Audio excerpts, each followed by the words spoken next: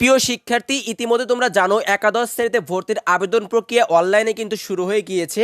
তুমি যদি আবেদন করতে যাও এবং সাবমিট করতে যাও, এছাড়াও চান্স পেতে চাও, এই চারটি বিষয় অবশ্যই খেয়াল রাখতে হবে। এই চারটি বিষয় মেনে তবে কিন্তু আবেদন করতে হবে, তবেই কিন্তু চান্স পাবে। চারটি বিষয় কি কি জানতে পারবে এই ভিডিওটির মাধ্যমে। রিকোয়েস্ট থাকবে সম্পূর্ণ ভিডিওটি দেখো।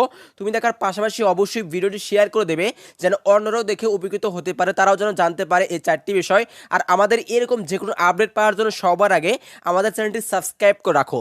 চারটি বিষয়ের মধ্যে একটি মেইন বিষয় হচ্ছে, যখন তুমি আবেদন করবে সেখানে অবশ্যই সচল মোবাইল নাম্বার দেবে, যে মোবাইল নাম্বার তোমার সঙ্গে রয়েছে, কারণ সেই নম্বরে কিন্তু ওটিপি যাবে। এই বিষয়গুলো কিন্তু অনেকেই জানে না।